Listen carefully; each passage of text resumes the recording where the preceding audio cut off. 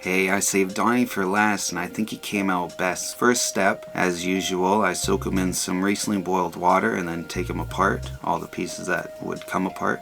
And then I cover him with a coat of matte acrylic varnish to be my primer. I did the other brothers over the last 2 months, and these are my original figures that I got back in 2012 that got me into collecting and eventually customizing stuff. So that's what started this show, really. And I make sure I get everywhere. I go back and do the spots that I was holding with my fingers that I didn't get earlier. Now I have a burnt umber. It's just a dark brown, and I'm getting in all the cracks and little details and spots, and on the front of his shell and on the back of his shell, all the little details. And then there's some spots missing paint on his pads, and I went also in the cracks of his pads because the brown is darker. And for this I'm just going on the outside edges and leaving the middle on the belt, and then I do a little more on his shells and the staff. I'm putting thin coats on the staff and just a little bit because I want it to still fit in his hand. Now I have a dark ash gray, and I put a bunch of freckles on him. He doesn't really have any in the face, or I wanted to put 2, but I forgot. Now I have a hunter green, so I went in all the deep spots on his body, and then I'm doing a light coat on the back of his shell. And well, now I'm getting to his body. I think I did the face, just some of the darker areas on the face, and he's got green wrist wraps, so I painted those green. Now I have a raw sienna, and I paint his side shells and his undershell. That was very awkward.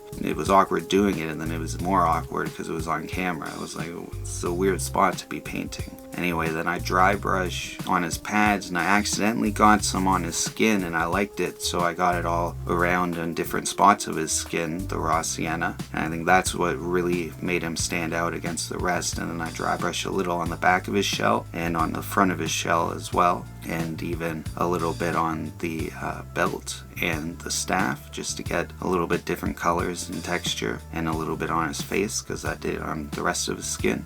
And he doesn't look happy, but he will be. Now I have a leaf green, and I'm just dry brushing it over all of his skin. This is the same green that I used on Raph and Mikey, and I should have used it on Leo, but I used a different one that I didn't like. The texture wasn't great for dry brushing. It was a different brand of paint that I don't normally use. But yeah, just going over all his skin, so the spots that I put with the dark green is going to stay darker, and it's going to go over the freckles and make them look green freckles, just dark grayish green freckles. And next I mixed some white in with the raw sienna I had from earlier to get like an off-white, dirty white kind of color to do the wrap around his bow staff. I don't want it to be bright white. And then I dry brush it over the wraps on his feet, and I think I do a little bit on his hands, and I also dry brush a tiny bit on all his pads to really pick up any small details with the bright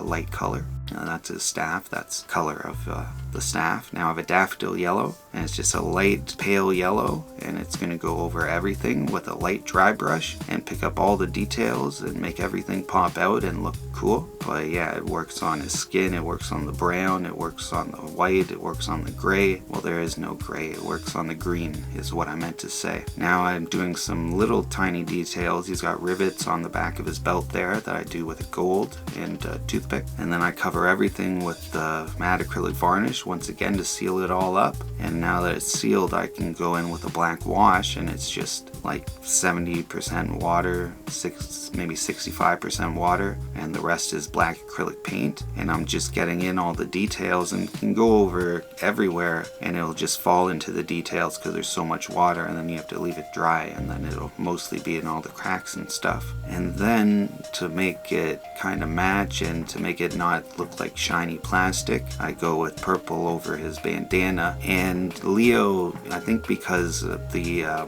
varnish had like dried a bit and evaporated, that's the word, it was just shinier texture, so I painted his mask blue to make it look less shiny because I don't know, there was something I didn't like about the last time when I made him. So that's all 4. Which one do you like the best? I like Donnie the best out of these. Thanks a lot for watching. Until next time, remember, always keep your head up.